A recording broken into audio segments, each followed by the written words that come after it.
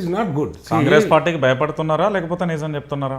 Congress party వాళ్ళు భయపడి ఏదో జరుగుతున్న భయంలో ఉన్నారు. మీరు భయపడట్లే? మేము మాకేం అవసరం, ఎందుకంటే ప్రభుత్వం కోల్పోయింది కదా. మేము బీఆర్ఎస్ పార్టీలో భయపడాల్సిన అవసరం ఏముంది? ఏ పార్టీ వాళ్ళ, బీఆర్ఎస్ పార్టీ వాళ్ళైనా కాంగ్రెస్ పార్టీ వాళ్ళైనా కూడా తప్పు చేస్తే భయపడాలి.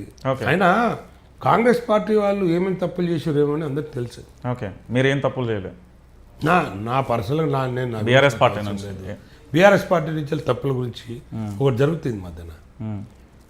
సో వీళ్ళు వస్తున్నారు, ఖాళీ అయిపోతుంది, వీళ్ళు వస్తారు, 39 మంది వస్తారు, వీడు వచ్చి పడతారు, గేట్లు ఓపెన్ చేసినాం, గేట్లు బంద్ మేమే చేసినాం. అరే గేట్లు ఓపెన్ చేయరు భయ్, ఏదో ఒకటి తేలిపోతుంది. రాజకీయం ప్రజలు గుర్తుపడతలేరా? ప్రజలు ఈ రోజున గుర్తుపడతలేరా?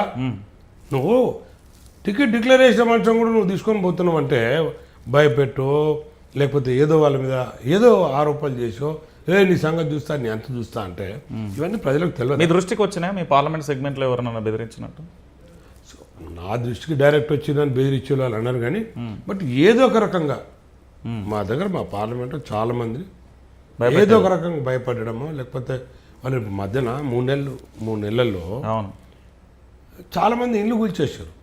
మల్లారెడ్డిది కూడా కూల్చేసారు. మల్లారెడ్డి కూర్చోడు ఒకటే కాదు, సామాన్య కార్యకర్తలు కూడా ఇల్లు కూల్చేస్తారు, భయపడుతున్నారు, కంప్లైంట్ చేస్తున్నారు. ఓకే, అన్ని కాన్స్టిట్యూన్సీలు ఇది చిన్న ఇంటరాక్ట్ సార్. మీరు ఒక మాట అన్నారు, 120 రోజులలో కాంగ్రెస్ ప్రభుత్వం కొత్తగా ఏర్పడింది, మనం సమయం ఇద్దాం అన్నారు. నేనేమంటున్నా అంటే ఇల్లులు కూర్చేస్తున్నారు కదా, ఎందుకు పోరాటం ఆపిర్రు అంటున్నా.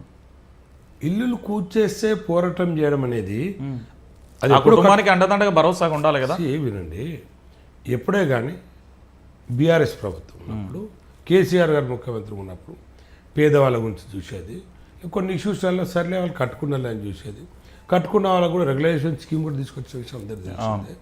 కానీ వీళ్ళు ఇల్లు కూల్చడము, ఇంకేదన్నా ఇల్లీగల్ కూడా కూల్చోవడం అనేది, కూల్చేనివ్వండి అది లా ఉంటుంది, దాని గురించి నేను మాట్లాడతలేదు. బట్ వీళ్ళు కావాలని కక్షపూరితంగా వీడు ఈ పార్టీ వాడు మాకు పని చేయలేదు, వీడు కాంగ్రెస్ సపోర్ట్ చేయలేదు, ఇలాంటి భయభ్రాంతులను చేస్తే ప్రజల్ని కాంగ్రెస్ పార్టీలో వచ్చి